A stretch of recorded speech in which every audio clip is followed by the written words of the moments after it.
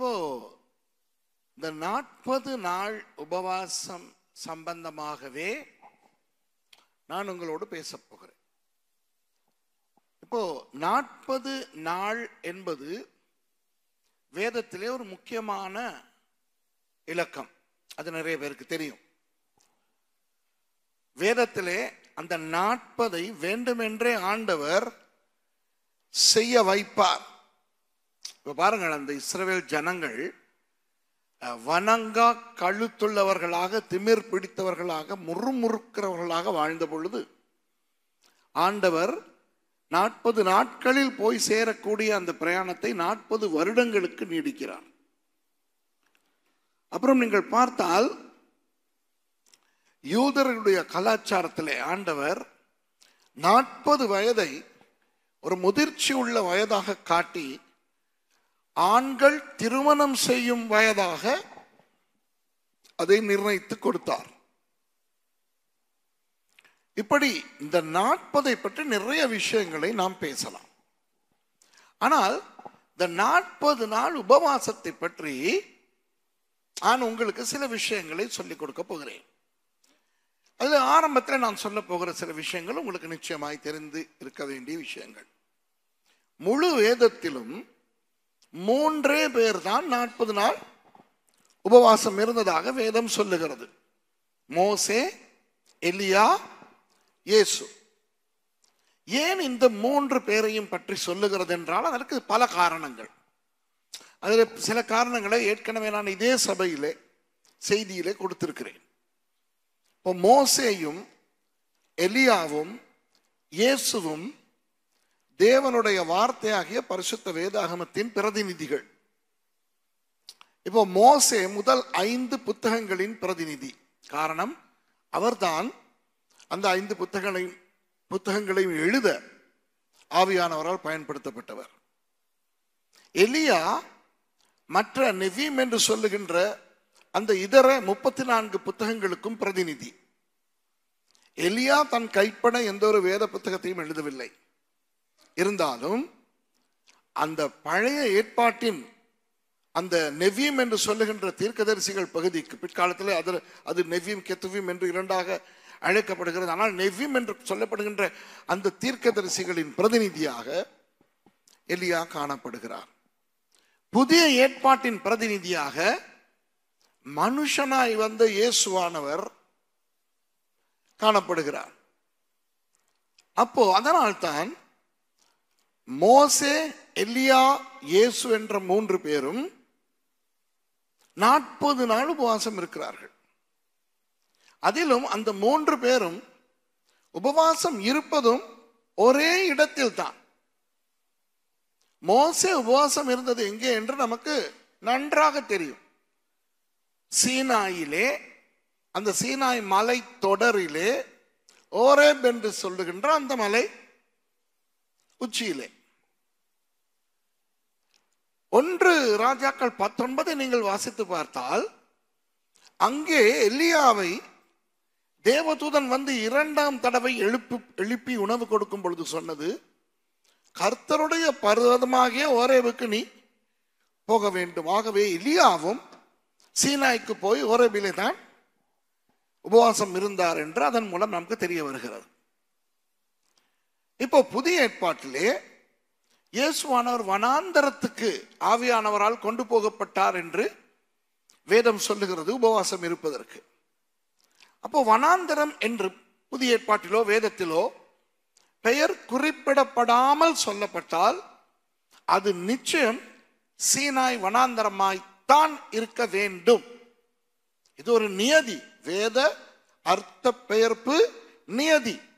வேதத்திலே சும்மா நதி என்று வந்தால் அது யோர்தானாய் இருக்க முடியாது, கீஷோனாய் இருக்க முடியாது, கேபாராய் இருக்க முடியாது. அது நிச்சயம் ஐபாராத்தாய்த்தான் இருக்க வேண்டும். அது ஒரு நியதி, ஹெர்மெனூட்டிக்கல் பிரின்சிபல், வேத வியாக்கியான நியதி. அதுபோல வேதத்திலே பெயர் குறிப்பிடப்படாமல் கடல் அல்லது சமுத்திரம் என்று வந்தால் அது சாக்கடலாய் சவக்கடலாய் இருக்க முடியாது, அதாவது உப்பு கடலாய் இருக்க முடியாது, கலிலேயா கடலாய் இருக்க முடியாது, செங்கடலாய் இருக்க முடியாது. அது நிச்சயம் மத்திய தரைக்கடலாய்த்தான் இருக்க வேண்டும். அதே போல வனாந்தரம் என்று சொல்லும் பொழுது அது யூதேயா வனாந்தரமாய் அல்லது பாரான் வனாந்தரமாய் அல்லது நெகேவ் வனாந்தரமாய் இருக்க முடியாது. சீனாய் வனாந்தரமாய்த்தான் இருக்க வேண்டும். வேறொரு வனாந்தரம் என்றால் அந்த வனாந்தரத்தின் பெயரோடு வர வேண்டும். ஆகவே இயேசுவானவரும் அதே சீனாய் வனாந்தரத்துக்கு போய் அங்குதான் அவர் உபவாசம் இருந்தார் என்பது அறிந்தவர்களுக்கு தெரிந்தவர்களுக்கு தெரிந்த ஒரு உண்மை. அப்போ இந்த 3 பேரும் மாத்திரம்தான் 40 நாட்கள் உபவாசம் இருந்ததாக வேதம் நமக்கு சொல்லுகிறது. ஆனால் நான் இவர்களை பற்றி பேசப் போவதில்லை. இவர்கள் தவிர வேறு யாராவது 40 நாள் உபவாசம் வேதத்திலே இருந்திருக்கிறார்களா? இப்படி நான் ஒரு கேள்வியை கேட்டால் அதற்கு பதில் என்னவென்றால் ஆம். ஆனால் வேதம் அதை பற்றி பேசவில்லை. வேதத்திலே தான் இருக்கிறது, மறைமுகமாக மறைந்து இருக்கிறது. ஏன் நேரடியாக சொல்லவில்லை? நேரடியாய் சொன்னால் அந்த மோசே, எலியா, இயேசு என்ற 3 பேரும் மாத்திரம் 40 நாள் உபவாசம் இருந்தது. அந்த 3 பேருக்குள்ளும் இருந்த தொடர்பு நிமித்தம் என்கின்ற அந்த தாற்பயம் உடைக்க வேண்டி வரும். அதனால் 40 நாட்கள் உபவாசம் இருந்த இன்னும் ஒரு ஆளை குறித்து அப்பட்டமாக வெளிப்படையாக வேதம் சொல்லவில்லை.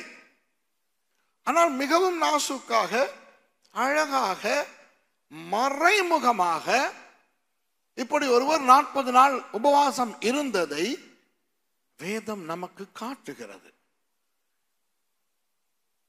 இப்போ வேதத்திலே யாத்ராகமம் 24ஆம் அதிகாரத்துக்கு போய் 13வது வசனத்தை வாசிப்போம். அப்பொழுது மோசே தன் ஊழியக்காரனாகி யோசுவாவோடு எழுந்து போனான். மோசே தேவ பர்வதத்தில் ஏறி போகையில் வாசிங்க, தொடர்ந்து வாசிங்க. அவன் மூப்பரை நோக்கி, நாங்கள் உங்களிடத்தில் திரும்பி வரும் மட்டும் நீங்கள் இங்கே எங்களுக்காக காத்திருங்கள். ஆரோனும் ஊரும் உங்களிடத்தில் இருக்கிறார்கள். ஒருவனுக்கு யாதொரு காரியம் உண்டானால் அவன் அவர்களிடத்தில் போகலாம் என்றான். மோசே மலையில் மேல் ஏறின போது ஒரு மேகம் மலையை மூடிற்று. இப்போ இந்த சம்பவத்திலே இப்போ இந்த 15வது வசனத்துக்கு பிறகு நீங்கள் பார்த்தால் யோசுவாவை பற்றி ஒன்றும் இருக்காது. ஆனால் 13வது வசனத்திலே மோசே தன் ஊழியக்காரனாகிய யோசுவாவை அழைத்து கொண்டு போனார் என்பதை மாத்திரம் ஆவியானவர் சொல்லி அப்படியே யோசுவாவை பற்றி பேசுவதை நிறுத்துகிறார்.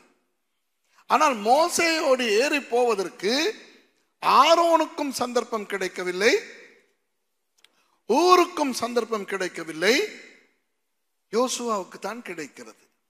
அப்போ மோசேயோடு சீனாய் மலையிலே ஓரேவ் என்கின்ற அந்த உச்சிக்கு ஏறி போக அந்த சந்தர்ப்பமும் பாக்கியமும் கிடைக்க பெற்ற அந்த யோசுவா அந்த மோசேயோடு போனார். ஆக உச்சிக்கு போகவில்லை, ஆனால் மேலே ஏறி போனார். ஒரு குறிப்பிட்ட இடத்துல அவர் நின்றார். மிகுதி தூரத்தை மோசே கடந்து போகிறார். யோசுவா திரும்ப கீழே இறங்கி வரவும் இல்லை, மோசே இருந்த இடத்துக்கு போகவும் இல்லை என்றால் யோசுவாவும் அங்கே உபவாசம் தானே இருந்திருக்கிறார். அவருக்கு மாத்திரம் அந்த ஓரேவிலே உணவு இருந்ததா? அவருக்கு மாத்திரம் அங்கே தண்ணீர் இருந்ததா? ஆனால் அவர் உண்ணாமல் குடிக்காமல் உபவாசம் இருந்திருக்கிறார். பாருங்கள், அதை என்ன அழகாக மோசேயோடு இவர் ஏறி போகிறார், மோசே தான் இவரை அழைத்து கொண்டு போகிறார் என்று நாசுக்காக ஆவியானவர் சொல்லிவிட்டு யோசுவா உபவாசம் இருந்த விஷயத்தை எழுதவில்லை. ஆனால் நமக்கு தெரிகிறது யோசுவா உபவாசம் இருந்தே ஆக வேண்டும். ஏனென்றால் அந்த இடத்தை அறிந்தவர்களுக்கு, அந்த இடம் அந்த காலத்தில் எப்படி இருந்தது என்று தெரிந்தவர்களுக்கு நிச்சயம் தெரியும், அங்கே யோசுவா உண்பதற்கு உணவும் கிடைக்காது, பருகுவதற்கு தண்ணீரும் கிடைக்காது. இயற்கையாக தண்ணீர் 40 நாள் குடிக்காமல் ஒரு மனுஷனால் உயிர் வாழ முடியாது. தேவனுடைய கிருபை இருந்திருக்கிறது.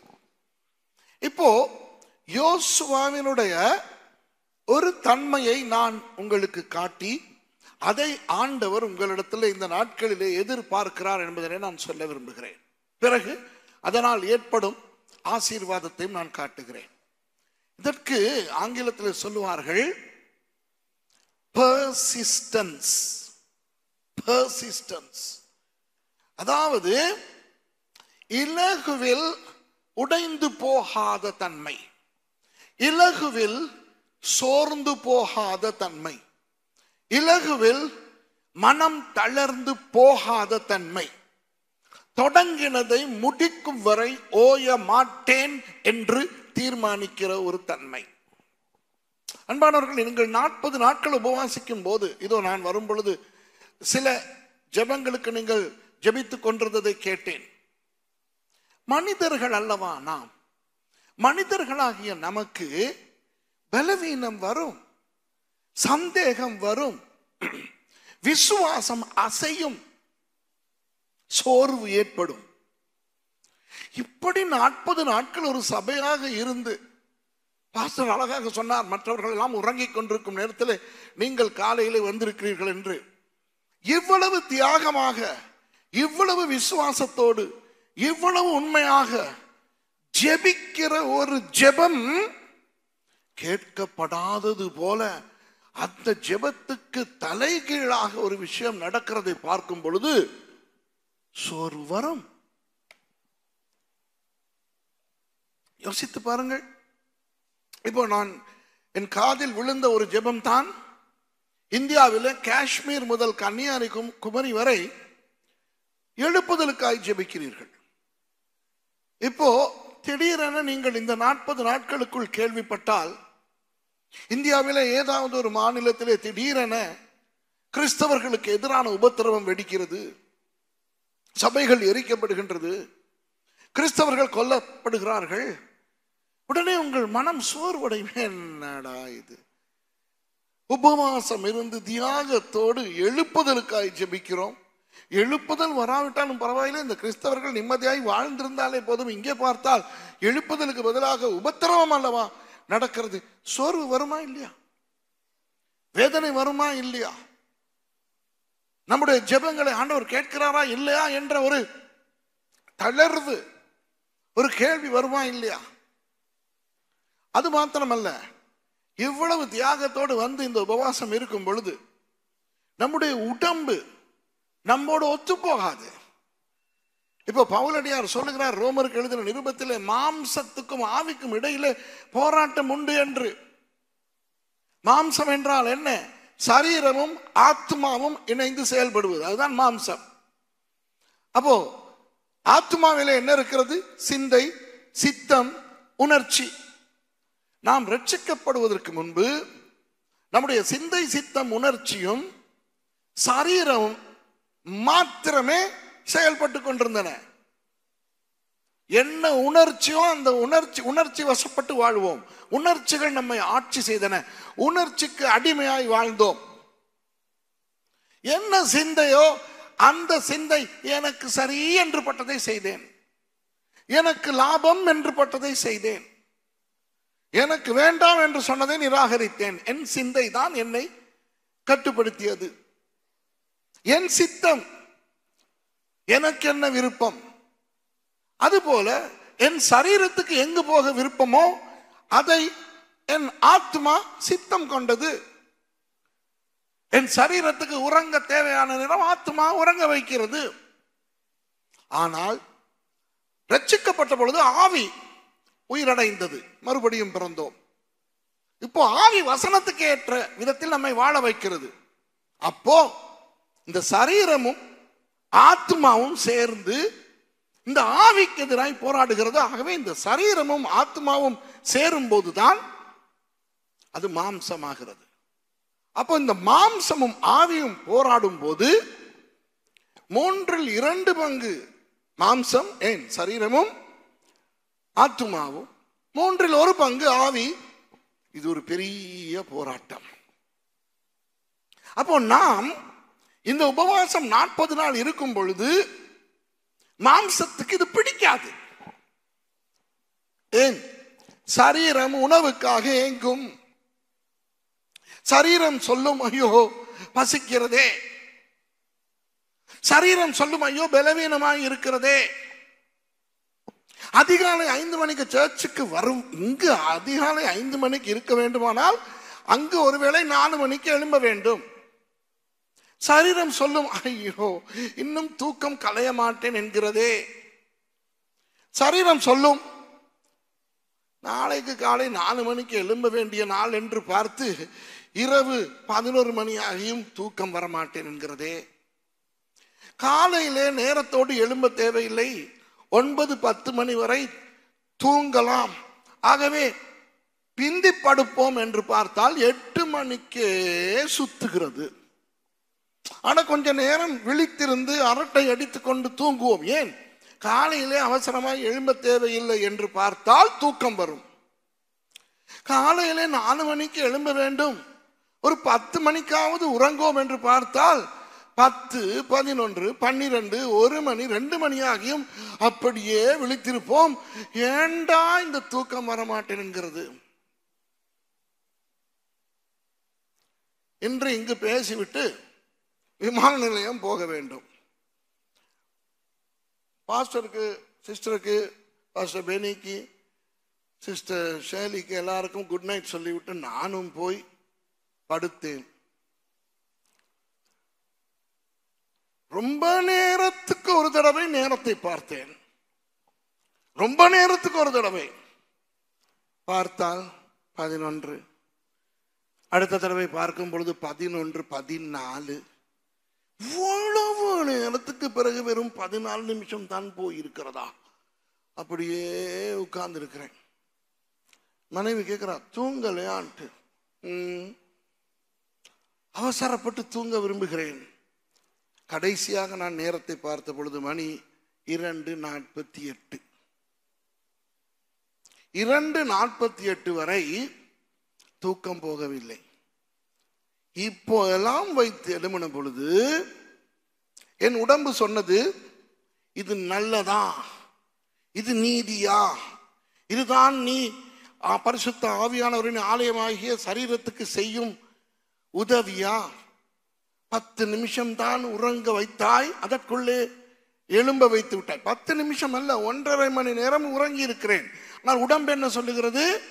1.5 மணி நேரம் உறங்கின உடம்பு 10 நிமிஷம் உறங்கினதாக சொல்லுகிறது. இது எல்லாருக்கும் நடக்கும். அப்போ சரீரம் சொல்லுவதை ஆத்துமா கேட்டுக்கொண்டு ஆத்துமா சோர்வடையும். இப்போ ஒரு கொஞ்ச நேரம் யோசுவாவாக உங்களை கற்பனை செய்து கொள்ளுங்கள். யோசுவாவினுடைய இந்த ஊழிய ஆரம்ப காலத்தில் இது நடக்கிறது. இவர்கள் வனாந்தர வாழ்க்கையை தொடங்கி, பிரயாணத்தை தொடங்கி ஒரு 10-20 வருஷங்களுக்கு பிறகு நடந்தால் பரவாயில்லை. இதுதான் ஆரம்பம். அப்போ யோசுவா மோசேயை பார்த்து, ஐயா நான் உங்களோடு வரவா என்று கேட்கவே இல்லை. மோசே நீ யோசுவாவையும் கூட்டிக் கொண்டு வா என்று ஆண்டவரும் சொல்லவில்லை. மோசேயை வர சொல்லுகிறார். அப்போ மோசே உங்களை, அதாவது நீங்கள் தான் இப்போ யோசுவா, தனி ஆளாக, கூட்டமாக அல்ல, நீங்கள் ஒவ்வொருவரும் யோசுவா என்று கற்பனை செய்து கொள்ளுங்கள். என்னோடு வா, மலைக்கு ஏறி வரலாம் என்று சொல்லுகிறார். உங்களில் எத்தனை பேருக்கு மலை ஏற ஆசையோ தெரியாது. கையை தூக்க சொன்னால் நிறைய பேர் தூக்கவே மாட்டீர்கள். ஏனென்றால் மலை ஏறுவது என்பது கஷ்டம். ஆனால் என்ன செய்ய, மோசே அழைக்கிறபடினால் போய்த்தான் ஆக வேண்டும். அப்ப நீங்கள் போகிறீர்கள். மோசே உங்களுக்கு சொல்லவே இல்லை எத்தனை நாட்களுக்கு போகிறோம் என்று. மோசே பெரியவர், நீங்கள் மதிக்கிற ஒரு பெரிய ஐயா. ஆகவே அவரிடத்திலே நீங்கள் கேட்கிற துணிவும் உங்களுக்கு இல்லை. ஆகவே நீங்கள் ஏதோ ஒரு கற்பனையில போவீர்கள். இது முதல் தடவை என்றபடினால் யோசுவாவுக்கு எந்த விதத்திலும் மேலே ஏன் போகிறோம், எத்தனை நாட்களுக்கு போகிறோம், அங்கு என்ன செய்ய போகிறோம், எப்போ திரும்பி வருவோம் ஒன்றுமே தெரியாது. யோசிங்கள். நீங்கள் போகிறீர்கள், ஏறி ஏறி ஏறி. இப்போ இஸ்ரவேலுக்கு போன பிரயாணங்களிலே சில பேர் எகிப்துக்கு போய் இந்த சீனாய்க்கு போயிருப்பீர்கள். பாதி தூரம் ஒட்டகம். சிஸ்டர், பிரதர், எத்தனையோ பேர் போயிருக்கிறீர்கள். யோசித்து பாருங்கள். மோசேயும் யோசுவாவும் அப்படி ஒற்றையடி பாதைகள் இல்லாத, கடை கண்ணிகள் இல்லாத, நடுவெளியிலே ஒட்டகங்கள் இல்லாத, தண்ணீர் பாட்டில் விற்கிறவர்கள் இல்லாத, அந்த பெடுவின் பையன்கள் இல்லாத, அந்த யாருமே இல்லாத அந்த அந்த கற்பாறைகள் நிறைந்த, கல்லெல்லாம் உடைந்து நொறுங்குகிற அந்த பயங்கரமான ஏற்றத்தை மோசையோடு நீங்கள் ஏறி ஏறி ஏறி ஏறி போய் ஒரு இடத்திலே மோசே சொல்லுகிறார், இதிலே நில்லு, நான் போய் வருகிறேன் என்று அவர் போகிறார். இப்போ உங்களுடைய நிலை என்ன தெரியுமா? முன்பின் தெரியாத, அறியாத ஒரு ஒரு உயரமான ஒரு இடத்திலே நின்று விட்டீர்கள். மோசே மேலே போனதை கண்டீர்கள். போனவுடன் ஒரு மேகம் வேறு மூடி விட்டதா, அவருக்கு என்ன ஆனது என்று தெரியாது. இப்போ நீங்கள்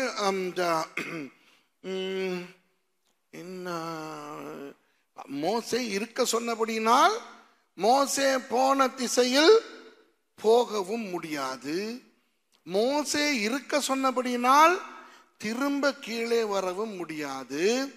இந்த இடத்தை பார்த்தால் ஒழுங்காக உட்காரக்கூட ஒரு இடமில்லை, நிற்க கூட வழி இல்லை, வசதி இல்லை, ஒரு புல் பூண்டு கூட கிடையாது, ஒரு பூச்சி பட்டை கூட கிடையாது.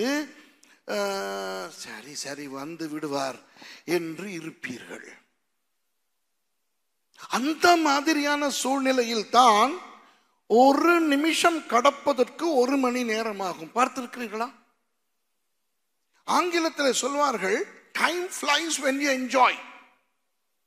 இன்பமாய் சந்தோஷமாய் நீங்கள் 1 மணி நேரம் செலவழியுங்கள், 1 நிமிடத்தில் போய்விடும். இந்த பக்கம் திரும்பி அந்த பக்கம் திரும்பும் பொழுது, ஐயோ அதுக்குள்ள 1 மணி நேரம் ஆச்சா. ஏன்? சந்தோஷமாக இருந்து வேதனையோடு துக்கத்தோடு ஒரு அறுவை சிகிச்சை நடக்கிற அந்த ஆபரேஷன் தியேட்டருக்கு வெளியே ஜெபத்தோடு, ஆண்டவரே ஆண்டவரே அந்த ஆபரேஷன் முடிந்து டாக்டர் வெளியே வந்து எல்லாம் சீக்கிரத்திலே நடந்து நல்ல விதமாய் நடந்து விட்டது என்று சொல்ல வேண்டும். நாதா ஆண்டவரே ஆண்டவரே டாக்டர் சொன்னார் இது ஒரு 20 நிமிஷ ஆபரேஷன் என்று. டைமை பார்த்தா ஓகே 6 மணி. இப்போதான் உள்ளே போனார்கள். 6:20 வந்து விடுவார்கள். கொஞ்சம் நின்றால் அப்படியே நீங்கள் ஜெபித்து ஆண்டவரே ஆண்டவரே ஆண்டவரே காத்துக்கொள்ளுங்கள் ஐயா, அந்த ஆபரேஷன் தியேட்டரில் நீங்கள் இருங்கள் ஆண்டவரே, இப்பொழுது வர வேண்டும் ஆண்டவரே. ஒரு 15 நிமிடங்களுக்கு பிறகு கிளாக்கை பார்த்தால் 6:02. என்ன மணிக்கூடு நின்று விட்டதா? இதுவும் 6:02. ஐயோ இதுவும் 6:02. அப்போ இவ்வளவு நேரம் 2 நிமிஷம். இந்த அனுபவம் உங்களுக்கு இருக்கிறதா? இப்போ நீங்கள் தான் யோசுவா. நீங்கள் போய் மோசே போய்விட்டார், சரி அவர் சீக்கிரம் வந்து விடுவார் என்று பார்த்தால் அங்கே மணி கூட வைத்திருந்தார் யோசுவா. அப்படியே கொஞ்ச நேரத்தில் இருள் வந்து இரவாகி விடுகிறது. இரவில நாங்க விளக்கா போட்டிருக்கிறார்கள், அது இவர் தான் விளக்கு வைத்திருந்தாரா? இருண்ட பிறகும் இவர் நின்று கொண்டுதான் இருக்க வேண்டும். ஏனென்றால் பகலிலேயே உட்கார்வதற்கு இடம் தெரியாது, இரவிலே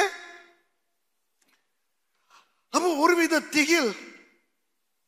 நான் வாலிபன், அவருக்கு கிட்டத்தட்ட 45 வயது. 80 வயது ஐயா, அவருக்கு என்ன நடந்ததோ? காலை விடிந்தவுடன் போய் பார்ப்போமா என்ற ஒரு எண்ணம் வந்திருக்குமா வராதா? ஆனால் போகக்கூடாது. போனால் என்ன? கீழ்ப்படியாமை. அப்போ உங்களுக்கு தெரியுமா, அந்த 40 நாட்கள் யோசுவாவினுடைய மனம் என்ன பாடுபட்டிருக்கும் யோசிச்சு பாருங்கள். மோசே தேவனை சந்திக்க போனார். அவர் தேவனோடு உறவாடுகிறார். தேவன் அவருக்கு நியாயப்பிரமாணங்களை கற்றுக் கொடுக்கிறார். அவர் சந்தோஷம். இங்கே கீழே இருந்த படுபாவிகள், அவர்கள் ஆரோனுக்கு நகைகளை எல்லாம் கழற்றி கொடுத்து, அவர்கள் கன்று குட்டி செய்து, அவர்கள் வேற ஏதோ ஒரு இன்பம் அனுபவித்துக் கொண்டிருக்கிறார்கள். இங்கே ஆவிக்குரிய இன்பம் மோசே, அங்கே பிசாசுக்குரிய நரகத்துக்குரிய இன்பம் மற்றவர்கள். இந்த ரெண்டு இடத்திலும் என்ன நடக்கிறது என்று தெரியாத பரிதாபத்துக்குரிய யோசுவா, திங்கவும் இல்லை, குடிக்கவும் இல்லை, உட்காரவும் இடமில்லை, உறங்க இடமில்லை, என்ன நடக்கிறது தெரியாமல் அப்படியே 40 நாள் இருந்தாரே. எப்படிப்பட்ட ஒரு மேன் ஆஃப் பெர்சிஸ்டன்ஸ் அந்த யோசுவா என்று பார்த்து கொள்ளுங்கள். ஏன் இவ்வளவு நான் பேசுகிறேன் தெரியுமா? தேவனுக்காக ஒரு காரியத்தை செய்து, இதோ இப்பொழுது நீங்கள் உபவாசிப்பது போல உபவாசித்து சோர்வுகள் வரும்போது இது ஞாபகத்துக்கு உங்களுக்கு வர வேண்டும். அந்த நேரத்தில் அந்த யோசுவாவுக்கு இந்த இடத்திலே இருக்கிற உங்கள் ஒருவரது முதிர்ச்சியும் இருக்கவில்லை தெரியுமா? பிறகு அவர் ஒரு முதிர்ந்த, நம்மை எல்லாம் விட ஒரு உயர்ந்த நிலைக்கு அவர் வந்து முழு இஸ்ரவேலர்களையும் தலைமை தாங்கினார். அது பிறகு. ஆனால் இந்த சம்பவம் நடக்கும் பொழுது அவர் ஒரு புது விசுவாசி.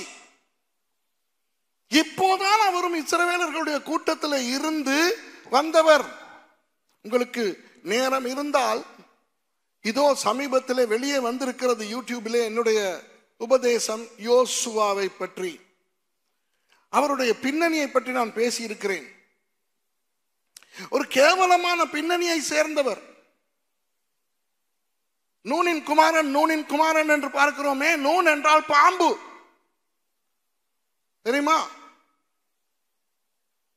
நூன் என்று யாரும் பேர் வைக்க மாட்டார்கள். நேற்று காலேபை பற்றி பேசினேன். காலேப் என்றால் நாய்.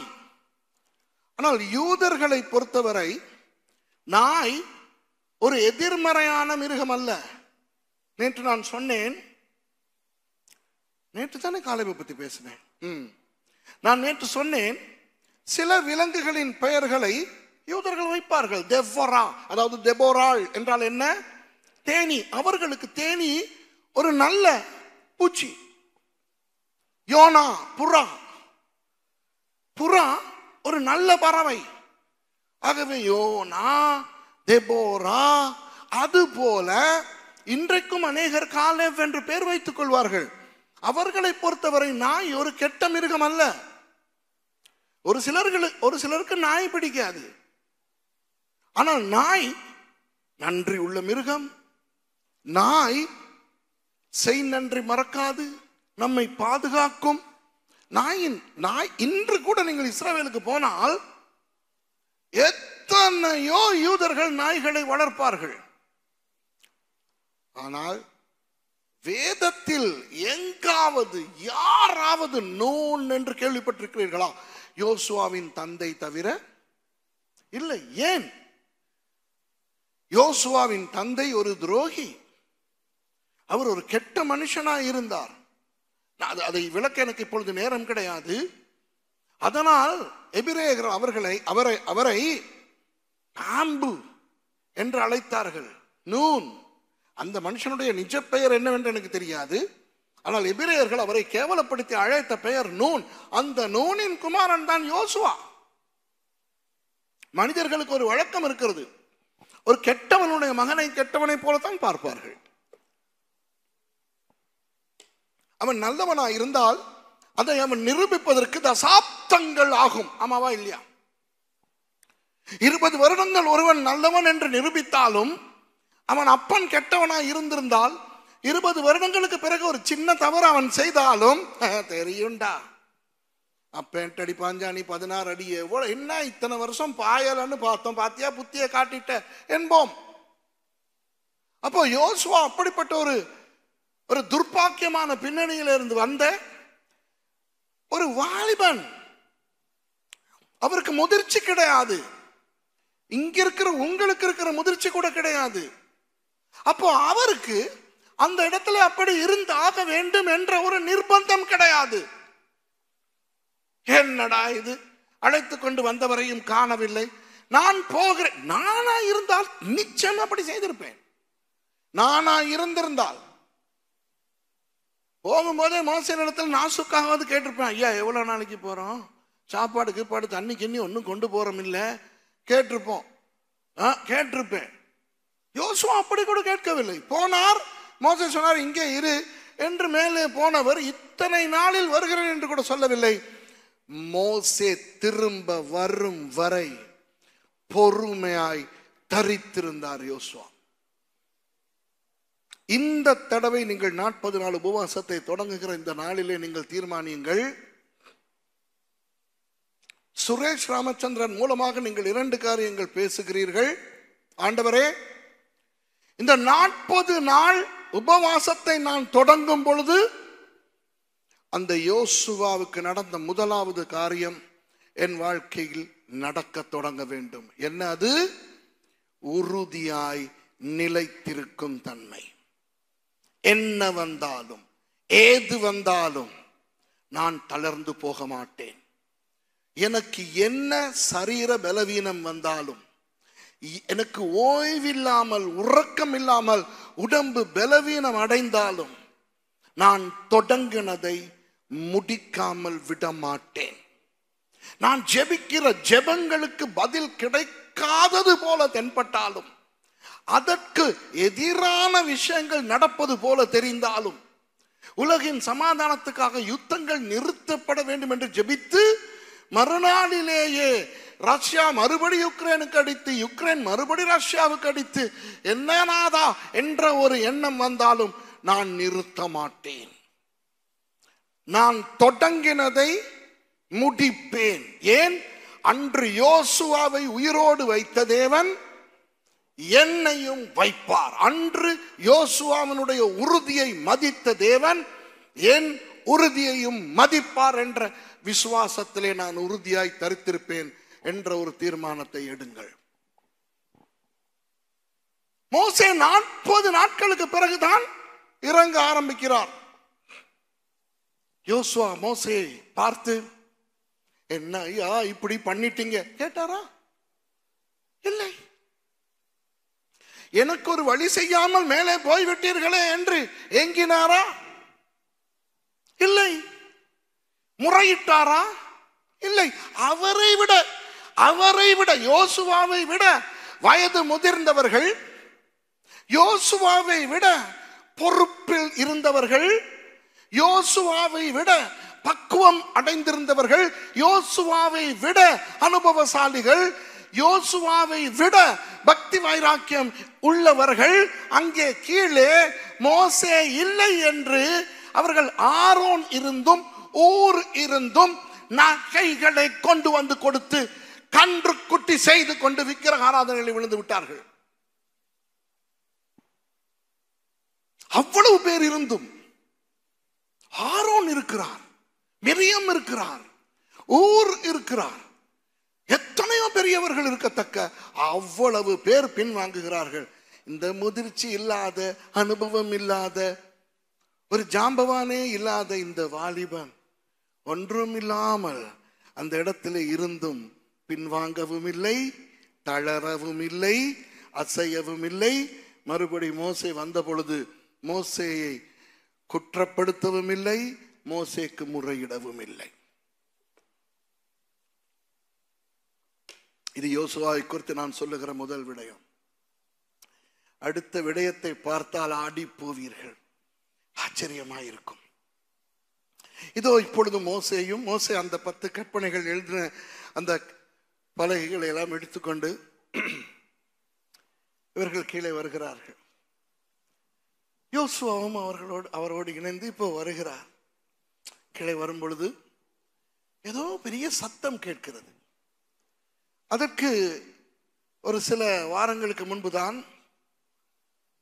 அமலேக்கியர்களோடு ஒரு யுத்தம் நடந்திருந்தது.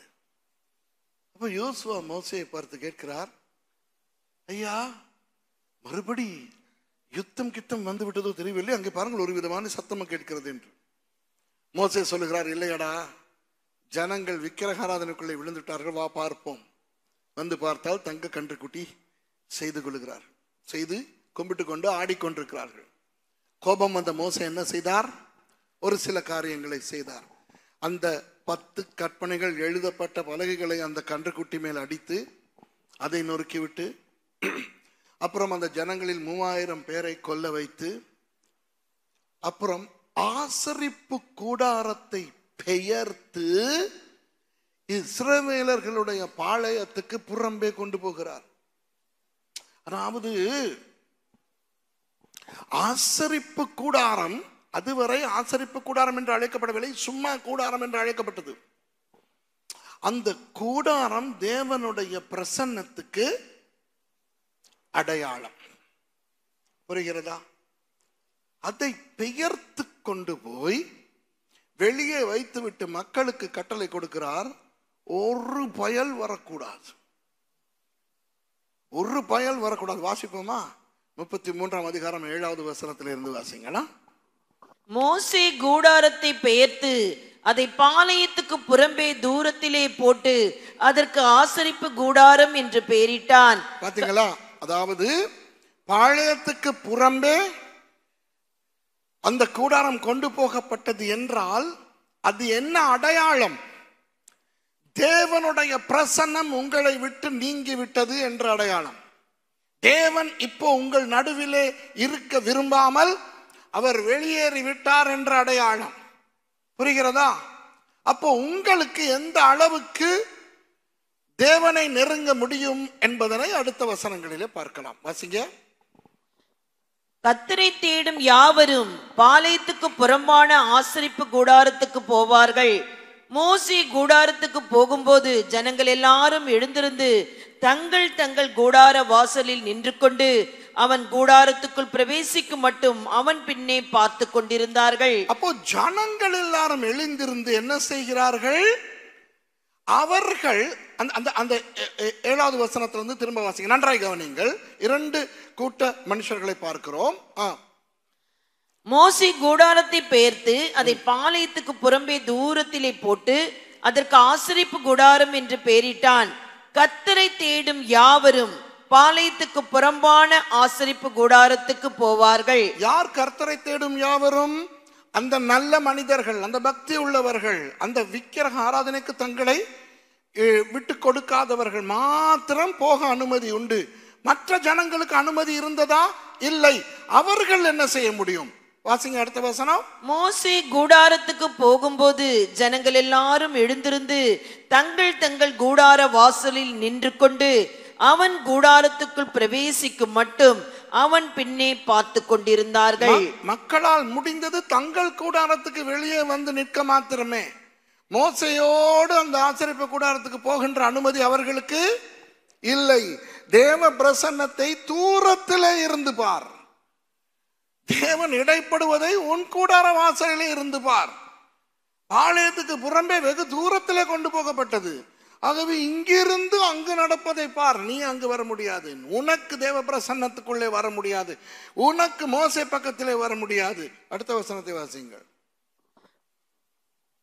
மோசே கூடாரத்துக்குள் பிரவேசிக்கையில் மேகஸ்தம்பம் இறங்கி கூடார வாசலில் நின்றது. கர்த்தர் மோசேயோடே பேசினார். ஓகே தானே? கூடார வாசலிலே கர்த்தருடைய மேகஸ்தம்பம் இறங்குகிறது. கர்த்தர் மோசேயோடே பேசுகிறார். ஜனங்கள் எல்லாரும் மேகஸ்தம்பம் கூடார வாசலில் நிற்க கண்டார்கள். ஜனங்கள் எல்லாரும் எழுந்திருந்து தங்கள் தங்கள் கூடார வாசலில் பணிந்து கொண்டார்கள். அவர்கள் தேவனுடைய பிரசன்னத்தை கண்டாலும் அந்த பிரசன்னத்துக்கு நெருங்கி வர அவர்களுக்கு அனுமதி இல்லை. கூடார வாசலுக்கு அவர்கள் வர முடியாது. கூடாரம் பக்கத்துக்கு வர முடியாது. நீ வேண்டுமானால், உனக்கு பணிந்து கொள்ள வேண்டுமானால் உன் கூடார வாசலிலே நின்று பணிந்து கொள். அவ்வளவுதான். அதுதான் எல்லை. வாசிங்க. ஒருவன் தன் சிநேகிதனோடு பேசுவது போல கர்த்தர் மோசேயோடு முகமுகமாய் பேசினார். பின்பு அவன் பாளையத்துக்கு திரும்பினான். அப்போ மோசையோடு ஆண்டவர் பேசின பிறகு மோசே ஆசரிப்பு கூடாரத்தை விட்டு பாளையத்துக்கு திரும்புகிறார். ஆனால் நூனின் குமாரனாகிய யோசுவா என்னும் அவனுடைய பணிவிடைக்காரனாகிய வாலிபன் ஆசரிப்பு கூடாரத்தை விட்டு பிரியாதிருந்தான். பாருங்கள் எவ்வளவு பெரிய பாக்கியம் அந்த யோசுவாவுக்கு கிடைக்கிறது என்று. மோசேயே அவருடைய ஊழியத்தை முடித்துவிட்டு பாளையத்துக்கு திரும்பி தன் கூடாரத்துக்கு போகிறார். ஆனால் யோசுவா ஆசரிப்பு கூடாரத்திலேயே தங்குகிறார், நிற்கிறார். மற்ற மக்களுக்கு கிடைக்காத பாக்கியம், மற்றவர்களுக்கு வர முடியாத இடம், அந்த இடத்துக்கு ஆண்டவர் இந்த வாலிபனை ஏற்படுத்துகிறார். எவ்வளவு பெரிய பாக்கியம் என்று பாருங்கள், எவ்வளவு பெரிய ஆசீர்வாதம். இதுதான் உங்களுக்கு இந்த 40 நாள் உபவாசத்தின் போது ஆண்டவர் செய்ய போகிற இரண்டாவது காரியம் என்ன? ஆமா, தட்டுங்க, ஒரு விசை ஆண்டவருக்கு தட்டுங்க. அதாவது அன்பானவர்களே, இந்த இடத்துல இருக்கிற உங்களில் எத்தனை பேருக்கு உங்களை குறித்த ஒரு தாழ்வான எண்ணம் இருக்கிறதோ எனக்கு தெரியாது. நான் உபவாசம் இருக்கிறேன் தான், ஆனால் நான் என்ன பெரிய பருப்பா? உங்க பாஷையில கேட்கிறேன், நான் என்ன ஒரு பெரிய ஒரு ஜாம்பவானா? எனக்கு அந்த அளவு வார்த்தை தெரியுமா? என் வாழ்க்கையிலே பிரச்சனை இல்லையா? இந்த இடத்துல இருக்கிற எத்தனை பேர் நீங்கள் நினைத்து கொண்டிருக்கிறீர்களோ, ஐயோ என்னுடைய ஒரு சின்ன பிரச்சனைக்காக நான் 13 வருடங்களாக ஜெபித்து கொண்டிருக்கிறேன், அதற்கே பதில் கிடைக்க மாட்டேன் என்கிறது. நான் 40 நாள் உபவாசம் இருந்து காஷ்மீர் முதல் கன்னியாகுமரி வரை எழுப்புதல் கொண்டு வரும் என்ற ஜெபத்தை கேட்டு ஆண்டவர் எழுப்புதல் கொண்டு வரவா போகிறார்? இந்த நான் ஜெபித்து ரஷ்யா யுக்ரைன் யுத்தத்தை ஆண்டவர் நிறுத்தவா போகிறார்? என்னுடைய பிள்ளையை ஆண்டவர் இப்படி செய்ய வேண்டும் என்று நான் ஜெபித்து அந்த ஜெபத்துக்கே பதில் வரமாட்டேன் என்கிறது. இந்த அந்த 7 வருடங்களுக்கு முன்பு வாங்கின அந்த சின்ன கடனை அடைக்கவே நான் ததியினத்துவம் போட்டு கொண்டிருக்கிறேன். இந்த என்னுடைய உபவாசத்தை ஆண்டவர் எடுத்துக்கொள்வாரா? இந்த சென்னையிலே எத்தனை விசுவாச ஜாம்பவான்கள் இருக்கிறார்கள், பெரிய பெரிய ஊழியக்காரர்கள் இருக்கிறார்கள். அந்த ஊழியக்காரர்கள் பக்கத்திலே போவதற்கு கூட நான் அருகதையற்றவன், அவர்களை பக்கத்திலிருந்து பார்ப்பதற்கு கூட எனக்கு தகுதி இல்லாதவள் நான்.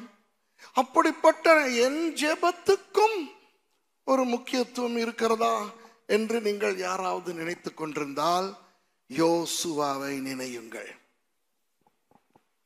அந்த ஆசரிப்பு கூடாரத்தை விட்டு மோசே போன பிறகு, அல்லது மோசே அங்கே இருக்கும்போது கூட பக்கத்திலே ஆரோன் இருந்தாரா? யாத்திராகமம் 33ஆம் அதிகாரத்தில் ஆரோன் இருந்தாரா ஆசரிப்பு கூடாரத்து பக்கத்தில்? இல்லை. ஊர் இருந்தாரா? இல்லை. மிரியாம் இருந்தாரா? இல்லை. தேசத்து மூப்பர்கள் இருந்தார்களா? இல்லை. கோத்திர தலைவர்கள் இருந்தார்களா? இல்லை. ஒரு வாலிபன் என்று கொண்டிருந்தான். ஒப்பிட்டு பாருங்கள் யோசுவாவை மற்றவர்களோடு ஒப்பிட்டு பாருங்கள். ஆரோனோடு யோசுவாவை ஒப்பிடுங்கள். ஆரோன் எங்கே? யோசுவா எங்கே? ஊர் எங்கே? யோசுவா எங்கே? மிரியாம் எங்கே? யோசுவா எங்கே? ஆனால் யோசுவா கூடார வாசலிலே, மற்றவர்கள் தங்கள் தங்கள் கூடார வாசலிலே. கர்த்தர் உங்களை ஒரு யோசுவாவாக எழுப்புகிறார். கர்த்தர் உங்களை பாவிக்கிறார். கர்த்தர் உங்களை ஆசரிப்பு கூடாரத்துக்கு நெருக்கமாய் கொண்டு வருகிறார். உணர்வுகள் உங்களுக்கு பாடம் சொல்லிக் கொடுக்க வேண்டாம். பாஸ்டர் சுரேஷ், நீங்கள் பேசுவதை கேட்க வேண்டுமானால் அழகாக இருக்கிறது, ஆனால் அந்த உணர்வு வரமாட்டேன் என்கிறதே. இதனால் தான் நாம் வீணாய் போகிறோம். ஏன்? உணர்வுகள் சொல்லுவதை கேட்கிறோம். நாம் உணர்வாளிகள் அல்ல, விசுவாசிகள். அந்த காட்சியை கற்பனை செய்யுங்கள். நான் உங்களுக்கு சொன்னேன், நீங்கள் தான் யோசுவா என்று கற்பனை செய்யுங்கள். அந்த நேரம், அந்த 40 நாட்கள் அந்த மலையிலே நிற்கும் பொழுது, இன்றாவது உங்களுக்கு தெரியும் இந்த 40 நாட்கள் 40 நாட்களில் முடிந்து விடும் என்று. ஆமாவா இல்லையா? நீங்கள் சிலர் இரவு சாப்பிடுவாங்களா? இவங்க சாப்பிடுறவங்களும் உண்டு, சாப்பிடாதவங்களும் உண்டு. இப்போ இரவு சாப்பிட்டு உபவாசத்தை முடித்து உபவாசம் இருக்கிறது, அதுவும் உபவாசம் தான். தயவு செய்து அதை தப்பா நினைக்காதீர்கள். ஆனால் அவர்களுக்கு தெரியும் இரவிலே சாப்பிடுவோம் என்று. சொல்லுவோமே, இரவும் சாப்பிடாமல் உபவாசம் இருக்கிறோம் என்று. சில பேர் ஒரு டீ குடிப்பார்கள், 2 டீ குடிப்பார்கள். அப்போ அடுத்த டீ நேரம் வரும் வரை ஒரு சின்ன தைரியம் வருமா வராதா? சொல்லுவோமே, ஒரு 10 மணிக்கு டீ ஒன்று கிடைக்கும் என்று. 6:20, அப்ப 7:20, 8:20, 9:20, 10, அப்ப 3.5 hour கொஞ்சம் தாக்கு பிடிச்சா அடுத்த தேநீர் உள்ளே போகும் பொழுது கொஞ்சம் உற்சாகம் வரும். நான் என்ன பொய்யா சொல்லுகிறேன்? நானும் உபவாசிக்கிறவன் என்றபடினா நான் சொல்லுகிறேன். நம்ம உபவாசிக்கிறோம். நான் முதல் நாள்ல இருந்தே ஸ்டார்ட் ஆகிருவேன், கவுண்ட் டவுனை தொடங்கிடுவேன். இன்னும் 40 நாள், இன்னும் 40. இப்பதான் ஸ்டார்ட் ஆகியிருக்கும். இன்னும் சாப்பிட்டது இங்க இருந்து இன்னும் இறங்கி இருக்காது. ஆனா மனதுக்கு ஆறுதலை கொடுப்பது எப்படி தெரியுமா? இன்னும் 40 நாள், இன்னும் 40 நாள் தான், இன்னும் 39.5 நாள் தான், இன்னும் 39.25 நாள் தான், இன்னும் 39 நாள் தான், இன்னும் 21 நாள் தான். அந்த அந்த 40 20 வரும் வரை ஒரு பெரிய யுத்தமே இருக்கும். நாடாம் போய் தொலைய மாட்டேங்குதே இந்த நாட்கள் அப்படின்ட்டு. 20 வரும்போது கொஞ்சம் 50% தாண்டிட்டோம். ஜெபிக்கிறனோ இல்லையோ, ஜெபத்துக்கு பதில் வருதா இல்லையான்னு பார்க்கிறனோ இல்லையோ, இந்த டைமிங் எல்லாம் சூப்பரா தெரியும். விளங்குதா? உடம்பும் பாருங்கள், அந்த தேநீர் குடிப்பவர்களுக்கு அந்த தேநீர் வேலை, தண்ணீர் குடிப்பவர்களுக்கு அந்த தண்ணீர் வேலை. உடம்பு சிக்னல் கொடுத்து விடும், நான் ரெடி, டீக்காக ரெடி. விளங்குதா? அப்ப இங்க ஜெபிச்சுக்கிட்டே டீ போட போறவங்கள, ஆண்டவரே கர்த்தாவே, காஷ்மீர் முதல் கன்னியாகுமரி வரை நன்றி நாதா, ஸ்தோத்திரம் நாதா. விளங்குதா? யோசித்து பாருங்கள், யோசுவாவுக்கு இந்த பாக்கியமே இல்லை. யோசுவாவுக்கு பச்சை தண்ணீர் ஒரு சொட்டு கூட இல்லை. ஒருவேளை யோசுவா மாத்திரம் ஒரு அந்த தரிசனத்தை கண்டிருந்தால் ஆபிரகாமுக்கு சொல்லியிருப்பார், இந்த இவனுடைய சுண்டு விரலை கொஞ்சம் தண்ணீர் நனைத்து எனக்கு அந்த அந்த ஐஸ்வர்யவான் சொன்ன மாதிரி இயேசுவின் உண்மையிலே யோசுவா சொல்லியிருப்பார். பரிதாபமான நிலை. ஆனால் அவர் உறுதியாய் இருந்தார். அதாவது எப்படி இது முடிய போகிறது என்று தெரியாமல், அடுத்த உணவோ தண்ணீரோ கிடைக்குமோ கிடைக்காதோ, கிடைத்தால் எப்பொழுது கிடைக்கும் என்று தெரியாமல் அவர் நின்று கொண்டிருந்தார். நான் ஒன்று சொல்லட்டுமா? ஒருவேளை மேலே போன மோசே அப்படியே மேலே போயிருந்தார், இவருக்கு தெரியாதே என்ன நடந்திருக்கும்? இவரும் மேலே போவனுக்கு நின்றுகிட்டே இருந்திருப்பார். யோசிச்சு பாருங்க. மோசே மாத்திரம் மேலே போனவர் மரித்து போயிருந்தால், மோசே மரித்து விட்டாரடா, நீ கீழே போ என்று இவருக்கு சொல்ல ஆள் இல்லை. இவரும் அவர் வருவார் வருவார் வருவார் என்று பார்த்து கொண்டு கடைசியில் இவரும் மரித்திருப்பார். அதுதான் யோசுவாவினுடைய உறுதி, அதுதான் யோசுவாவினுடைய தளராத தன்மை. எதிர்பார்ப்பே இல்லாமல், அடுத்து என்ன நடக்கப் போகிறது என்று தெரியாமல் அவர் அந்த முதிர்ச்சி இல்லாத போது காத்திருந்தவர் இன்றைக்கு ஒரு வீரராக, ஒரு ஜாம்பவானாக ஆசரிப்பு கூடாரத்துக்கு வெளியே நிற்கிறார். மற்றவர்களுக்கு அந்த இடத்தை பார்க்கத்தான் முடியும், பக்கத்துக்கு வர முடியாது.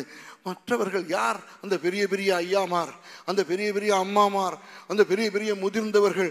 அவர்கள் கூடார வாசலில் நின்று கொண்டு ஆண்டவரை பணிந்து கொண்டு அப்புறம் பார்க்கிறார்கள், மோசே அப்படியே பாளையத்துக்குள்ளே வந்து அப்படியே போகிறார்.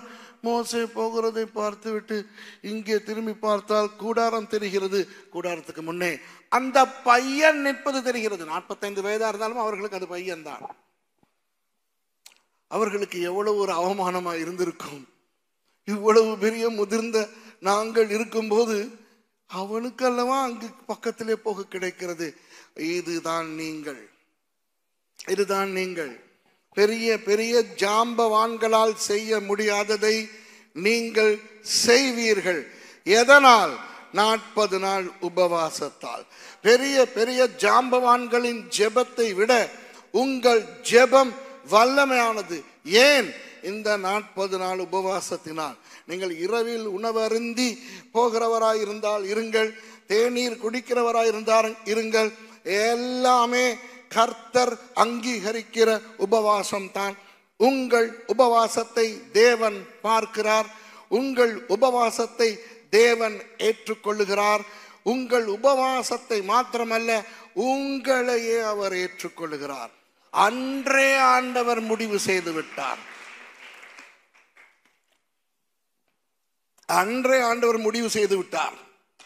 இந்த பயலை நான் வாக்குத்தத்தம் பண்ணப்பட்ட தேசத்துக்குள் கொண்டு போகாமல் இவன் இறக்க நான் விட மாட்டேன். அன்றே தீர்மானித்து விட்டார். ஆகவே அந்த யோசுவாவுக்கு ஆண்டவர் இன்னும் ஒரு பாக்கியத்தை கொடுத்தார். என்ன பாக்கியம்? 40 வருடங்களுக்கு பிறகு அவர்கள் உள்ளே போவதற்கு பதிலாக அதற்கு முன்னேயே இவரை அந்த தேசத்தில் கொண்டு போய் பார்த்து விட்டு வர வைத்தார்.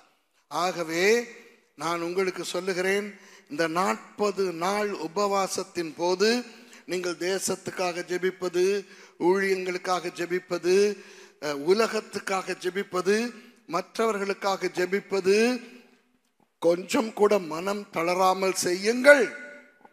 உங்கள் தேவைகளையும் தேவன் சந்திப்பார். உங்கள் வியாதிகளையும் மாற்றுவார். உங்களையும் ஆண்டவர் உயர்த்துவார். புரிகிறதா? நிச்சயமாக உங்கள் தேவைகளுக்காகவும் நீங்கள் ஜெபிப்பீர்கள். ஆனால் கர்த்தர் நீங்கள் ஜெபிக்க மறக்கிற, நீங்கள் ஜெபிக்காத உங்கள் தேவைகளையும் சந்திப்பார், ஆசீர்வதிப்பார். ஏன்? நமது தேவன் யோசுவாவின் தேவன்.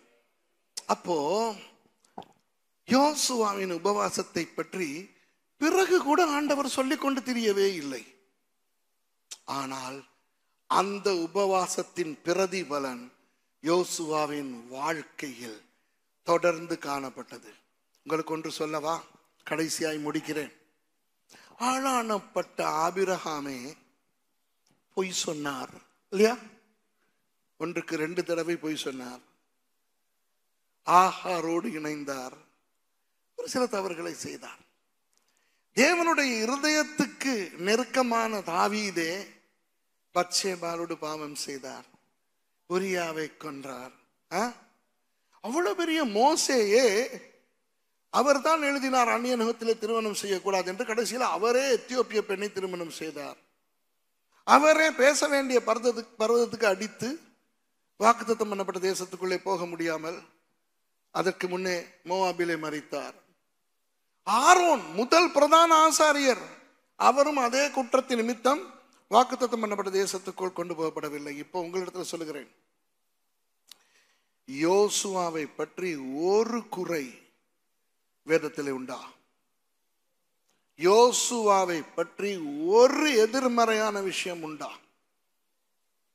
யோசுவா யாத்திராகமம் புத்தகத்திலே அறிமுகமாகும் இடத்திலே இருந்து நினைக்கிறேன் 15ஆம் அதிகாரத்தில் எங்கோ அறிமுகமாகிறார்.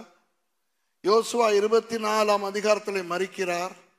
அவர் ஒரு வாலிபனாக அறிமுகமாகி மரிக்கும் வரை கெட்ட பின்னணிதான், பாம்பின் மைந்தனாய் அழைக்கப்பட்டவர் தான். ஒரு குற்றம், ஒரு தவறு, ஒரு குறை அவரை பற்றி இல்லை. ஏன்? அவ்வளவு ஒரு பெரிய ஒரு பரிசுத்தவான அந்த யோசுவா. ஆகவே நீங்கள் இந்த முறை இருக்கிற 40 நாள் உபவாசம் மோசே இருந்த உபவாசம் அல்ல, எலியா இருந்த உபவாசம் அல்ல, இயேசு இருந்த உபவாசம் அல்ல. அவர்கள் எல்லாம் பெரியவர்கள் அப்பா, அந்த உபவாசம் நமக்கு முடியாது. ஆனால் யோசுவாவின் உபவாசம், யோசுவாவின் உபவாசம், உறுதியாய் தரித்திருப்பேன், அசைய மாட்டேன், என்ன நடந்தாலும் உயிரே போனாலும் நிற்பேன். நில்லுங்கள், அந்த ஒன்றும் தெரியாத ஒரு வசதியும் இல்லாத அந்த சொல்வார்கள் அன்ஃப்ரெண்ட்லி டெரெயின், அந்த அந்த பாதகமான சாதகம் இல்லாத அந்த இடத்திலே நில்லுங்கள். திடீரென பார்த்தால் ஆசரிப்பு கூடார வாசலிலே நிற்பீர்கள். மற்றவர்களால் கூட வந்து நிற்க முடியாத இடத்திலே நிற்பீர்கள். இந்த 40 நாள் நீங்கள் படும் கஷ்டம் உங்களுக்கு இந்த வருடத்திலே பெரிய ஆசீர்வாதத்தை கொண்டு வரும். ஏனென்றால் யோசுவாவின் தேவன் உங்களுடைய தேவன். கர்த்தர் உங்கள் உபவாசத்தை காணுகிறார், அதை அவர் அங்கீகரிக்கிறார், அதற்கான பலனை அவர் நிச்சயம் உங்களுக்கு கொடுப்பார். கர்த்தர் உங்களை ஆசீர்வதிப்பாராக.